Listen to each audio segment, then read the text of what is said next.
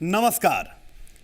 गर्मी जोरों पर है, तापमान रोज नए रिकॉर्ड बना रहा है और पुराने रिकॉर्ड लगातार टूट रहे हैं।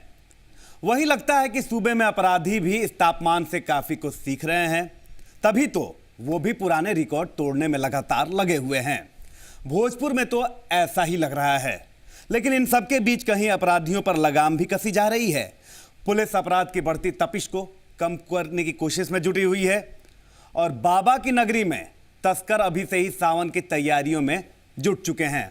मामला इससे आगे भी जाता है, जिसे हम अपने क्राइम के सफर में देखेंगे। तो चलिए इसी के साथ शुरू करते हैं पुरवैया क्राइम स्पेशल।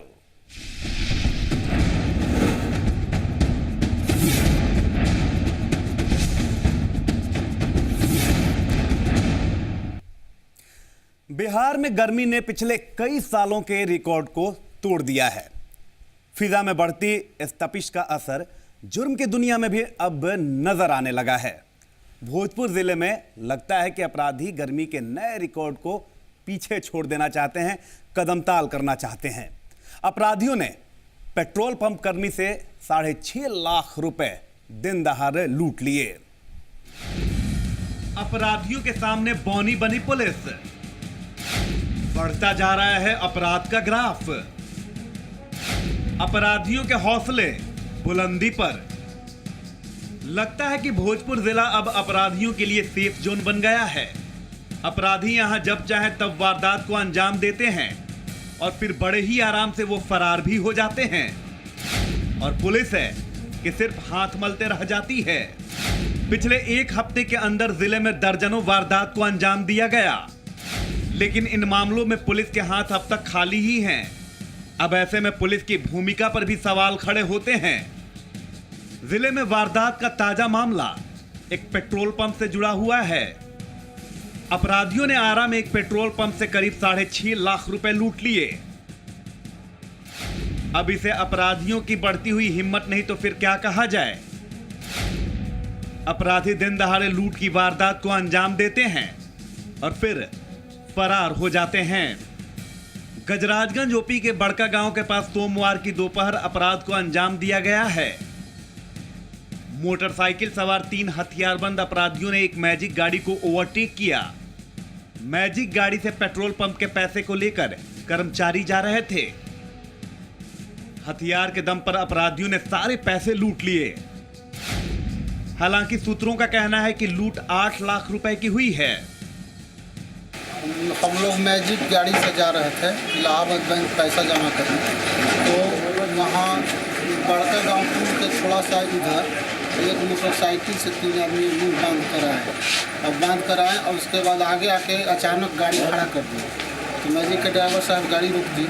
उसके बाद उतर के आए और फिर हथियार निकाल कर और हमारे ऊपर गिरा दिया। बोले कि पैसा थी बैग दो। उसके बाद मैं ड्राइवर साहब हमारे हल्का थोड़ा बढ़ने का प्रयास किए, तो बोले तुमको भी मार देंगे। तो ये फिर रुक गया और बैग लेकर वो तुरंत वहीं से घूम गया। हम लोग को बोले। ये वारदात तब हुआ जब ये पैसे इलाहाबाद बैंक में जमा कराने जा रहे थे। घटना के बाद पुलिस मौके पर पहुंची। मामला गंभीर था, लिहाजा पुलिस ने भी तुरंत जांच शुरू कर दी। लेकिन हर बार की तरह पुलिस के हाथ इस बार भी खाली ही थे। ये बात और है कि पुलिस इस मामले में शामिल अपराधियों को जल्द ही गिरफ्तार करने की बात कर रही है। मामला है कि ये कुमार एजेंसी हैं मिल्की रामपुर में एक पेट्रोल पंप। उनका स्टाफ है दीपक मिश्रा। वो पिकअप वैन से 6,40,000 समथिंग रुपया लेके जा रहे थे इलाहाबाद बैंक में आरा जमा करने के लिए। जो ही बड़का गांव पुल के पास पहले थोड़ा सा समीप पहुंचा कि 3 आदमी मोटरसाइकिल से वो जो है कवरेज करके बाएं दाब के रोक दिया और इनका कहना है कि रिवॉल्वर सटा दिया। और उसके बाद इनके सब पास जो पैसा था वो मांगा और कहा कि हल्ला करोगे तो मार देंगे। कितना सर, कितना पैसा? 6,40,000। अब पुलिस के हाथ गुनहगारों की गिरेबां तक कब पहुंचते हैं, ये तो वक्त बताएगा। लेकिन इलाके में बढ़ते आपराधिक वारदातों ने लोगों को परेशानी में जरूर डाल दिया है। मनीष कुमार, जी मीडिया। आरा। लेकिन रेस में केवल अपराधी ही आगे नहीं हैं, पुलिस भी अपराधियों को मात देने में जुटी हुई है। रोहतास में एक निजी फाइनेंस कंपनी में पिछले हफ्ते डकैती की घटना हुई थी। इस डकैती ने पुलिस पर सवाल खड़े कर दिए थे। अब पुलिस ने दावा किया है कि उसने इस सवाल का जवाब ढूंढ निकाला है। निजी फाइनेंस कंपनी में लूट का मामला, दिन दहाड़े लूट पुलिस के लिए बनी चुनौती। पुलिस ने लुटेरों की गिरफ्तारी के लिए बिछाया अपना जाल। पुलिस के जाल में फंस गए लुटेरे। वो एक निजी फाइनेंस कंपनी में डाका डालने आते हैं। वो अपने इरादों में कामयाब भी हो जाते हैं। दिन दहाड़े सासाराम की एक माइक्रो फाइनेंस कंपनी में डाका पड़ जाता है। 50 लाख रुपए दिन दहाड़े लूट लिए जाते हैं। लुटेरों ने इस वारदात को बड़ी ही आसानी से अंजाम दिया था। यह डकैती पुलिस के लिए एक बड़ी चुनौती भी बन जाती है। और जब जिले के पुलिस कप्तान शिवदीप लांडे हों तो ये चुनौती कुछ खास हो जाती है। इस चुनौती को बाकायदा शिवदीप लांडे ने खुद के लिए एक चुनौती करार दिया। मैं ये मानता हूँ कि रोहतास पुलिस के लिए नहीं, ये शिवदीप लांडे के लिए एक बहुत बड़ी चुनौती है। मैं ये मानता हूँ कि रोहतास पुलिस के लिए नहीं, ये शिवदीप लांडे के लिए एक बहुत बड़ी चुनौती है। शहर में दिन दहाड़े इतनी बड़ी लूट के बाद पुलिस तख्ते में थी। लुटेरे लूटकांड को अंजाम देकर फरार भी हो चुके थे और पुलिस हाथ मल रही थी। उसके हाथ खाली थे। इस चुनौती को पुलिस ने एक चैलेंज के तौर पर लिया। रोहतास पुलिस ने लुटेरों की गिरफ्तारी के लिए एक टीम का गठन किया। पुलिस की टीम लुटेरों की तलाश में सरगर्मी से जुट गई। टीम मिल रहे सुरागों के आधार पर लगातार छापेमारी भी करती रही। पुलिस टीम की इस कोशिश का नतीजा भी सामने आया और पुलिस के हाथ इस लूटकांड में शामिल गिरोह के लोगों तक पहुंच गए।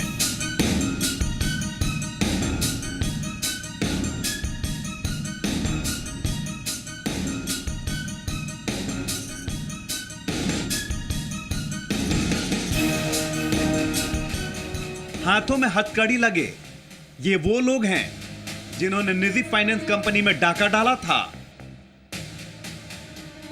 पुलिस ने रमेश कुमार, रंजय कुमार, विकास कुमार सहित एक महिला को गिरफ्तार किया है। गिरफ्तार लोगों के पास से एक देसी पिस्टल सहित जिंदा कारतूस भी बरामद किए गए। इतना ही नहीं, पुलिस ने इनके पास से एक मोबाइल और बाइक भी बरामद किया है। साथ ही लूटी गई रकम में से 1 लाख रुपए भी पुलिस ने बरामद कर लिए हैं। जैसे चिन्हित हो गए तो चिन्हित के दौरान जो सोनू सिंह था, जो उसने खुद बताया कि वो मैग्मा फाइनेंस है, इसका ऑलरेडी एम्प्लॉय रह चुका है और वो सारा जानता था, रेकी वो करके जा चुका था। तो सोनू सिंह की गिरफ्तारी गया से हुई है। जब गया से गिरफ्तारी हो गई, बताया रमेश सिंह जिसका नाम आ रहा था, वो हमारे लिए सबसे इम्पोर्टेंट कैश था और उसको हमने पकड़ लिया। उसके साथ साथ एक महिला थी वो जो रमेश सिंह के साथ रहती है, उसको हमने गिरफ्तार कर लिया। और 2 लड़के थे जो बैग में प्लानिंग जहाँ पे घटित हुई है, गया में जो प्लानिंग जो मगध मेडिकल थाना है उसके अंतर्गत क्षेत्र पड़ता है, वहाँ पे जो प्लानिंग डिसाइड हुई थी 2.5 महीना पहले कि इस तरह से रॉबरी का अंजाम देना है, तो वहाँ से रंजय कुमार और विकास ये दोनों को भी अरेस्टिंग हुई है। उनको लाया गया यहाँ पे। लाने के बाद पूछताछ के क्रम में फिर जब उसके खिलाफ साक्ष्य है तो उसको अरेस्ट किया गया। पुलिस की गिरफ्त में आए इन लोगों की गिरफ्तारी पुलिस ने गया और सासाराम के तकिया से की है।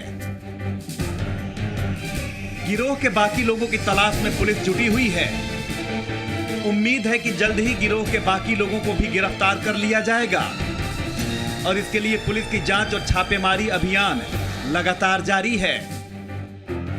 अमरजीत कुमार, ज़ी मीडिया, सासाराम। बाबा भोले के भक्तों के अलावा किसे है सावन का बेसब्री से इंतजार, दिखाएंगे ये भी, लेकिन एक छोटे से ब्रेक के बाद।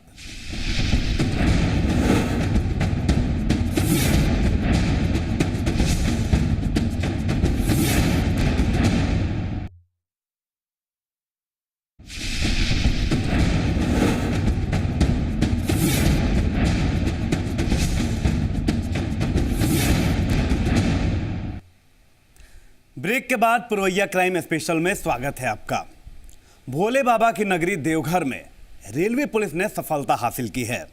पुलिस ने गांजे के साथ एक व्यक्ति को गिरफ्तार किया है। अब सवाल यह है कि इस गांजे का इस्तेमाल आखिरकार कहां होना था। सवाल बहुत ही महत्वपूर्ण है क्योंकि सावन का महीना जल्द ही शुरू होने वाला है। जारी है नशे का कारोबार। बाबा भोले की नगरी में हो रहा कारोबार। पुलिस की मुस्तैदी से गिरफ्त में आया सौदागर। देवघर को बाबा भोले की नगरी कहा जाता है। यहां भगवान भोले का मंदिर जो वैद्यनाथ धाम के नाम से प्रसिद्ध है। यहां हर साल सावन के महीने में प्रसिद्ध मेला लगता है, जब भक्तगण बाबा भोले का जलाभिषेक कराते हैं।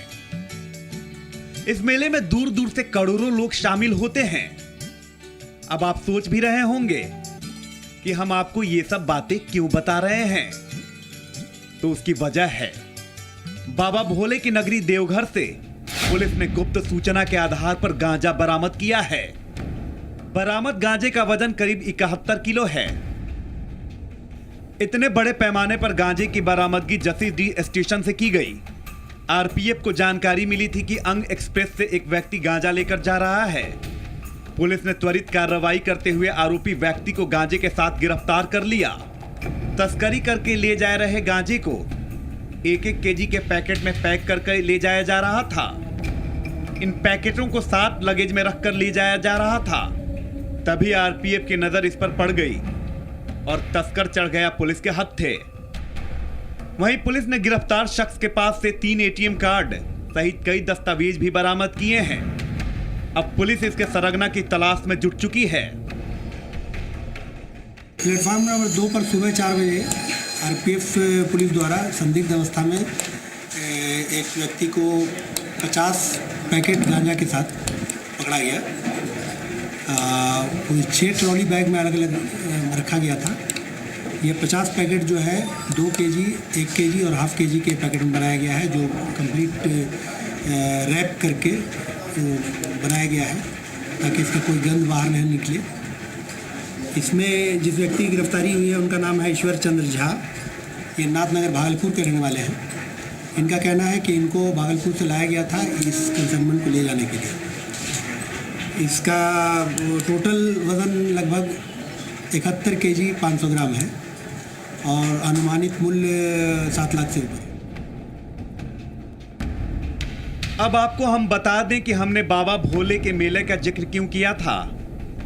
तो आपको बता दें कि सावन का महीना जल्द ही आने वाला है और सावन के महीने में देवघर में मेला लगता है जिसमें करोड़ों श्रद्धालु आते हैं। वहीं इस मेले में लोग गांजे का सेवन भी करते हैं। अब ऐसे में सवाल ये उठता है कि कहीं इस गांजे का इस्तेमाल मेले के लिए तो नहीं किया जाने वाला था, क्योंकि मेले के वक्त इसकी मांग काफी बढ़ जाती है।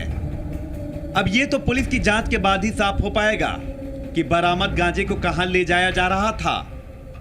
लेकिन गांजे की इस खेप की बरामदगी रेलवे पुलिस के लिए एक बड़ी कामयाबी जरूर मानी जा रही है। दीप नारायण, जी मीडिया, देवघर।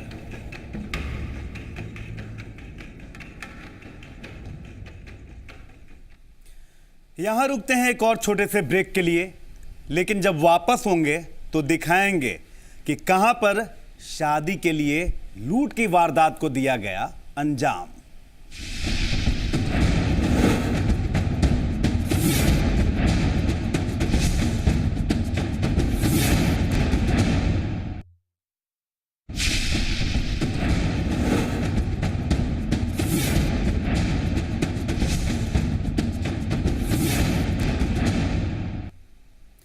ब्रेक के बाद एक बार फिर से पुरवैया क्राइम स्पेशल में स्वागत है आपका। जुर्म का एक और पहलू भी है। भागलपुर से चौंकाने वाली खबर सामने आई है। एक बैंक में डकैती की घटना को अंजाम दिया जाता है। पुलिस मामले का खुलासा जल्द ही कर लेती है, लेकिन जब मामले का खुलासा होता है तब पुलिस भी चौंक जाती है, क्योंकि पुलिस के सामने आता है एक ऐसा सच जिसे जानकर हर कोई चौंक जाता है।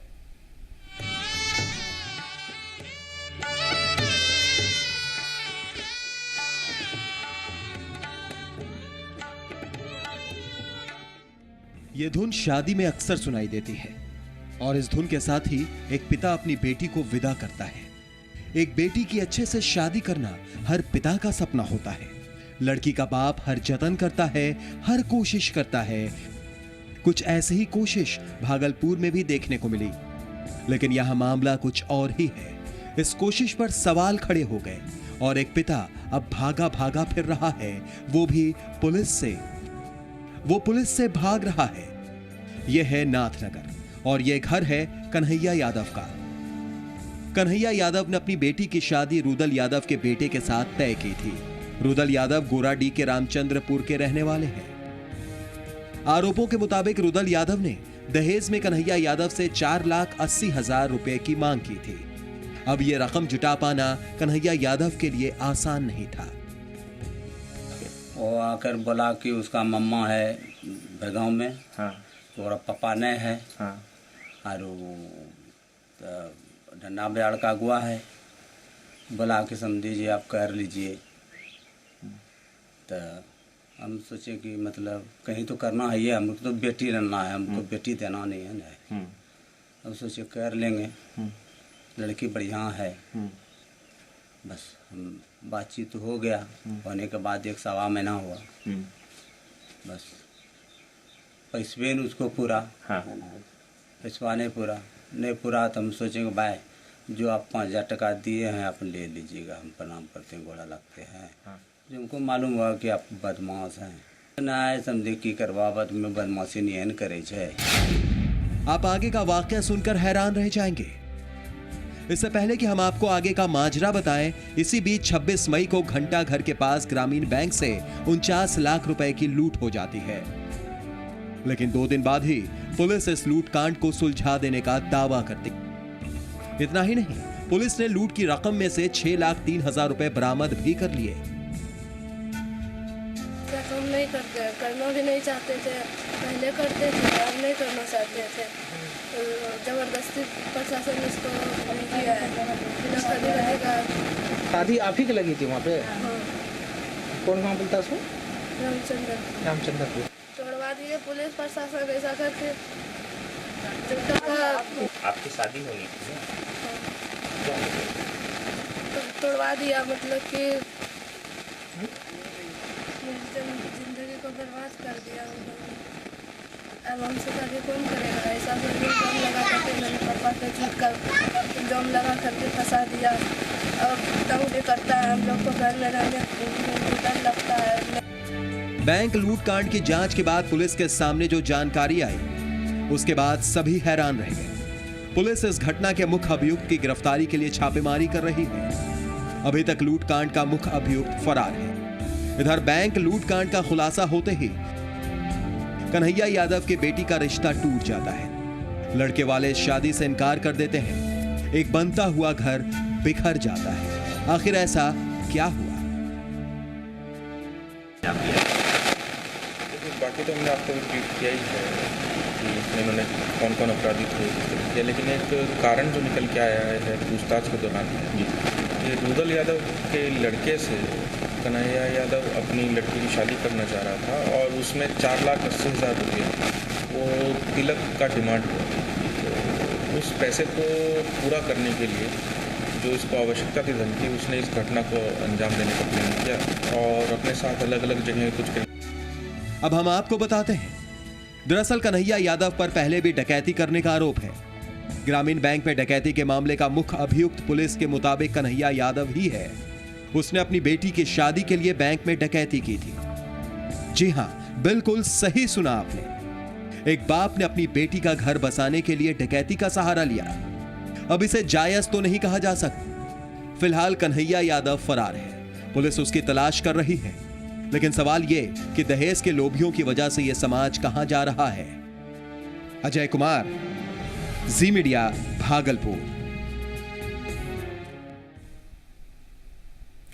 और इसी के साथ जुर्म की दुनिया की खबरों में आज बस इतना ही। लेकिन आप रहिए बाखबर और होशियार, क्योंकि जुर्म कहीं भी हो और कभी भी हो सकता है। जुर्म की खबरों के साथ आपसे फिर होगी मुलाकात, तब तक के लिए दीजिए इजाजत। नमस्कार।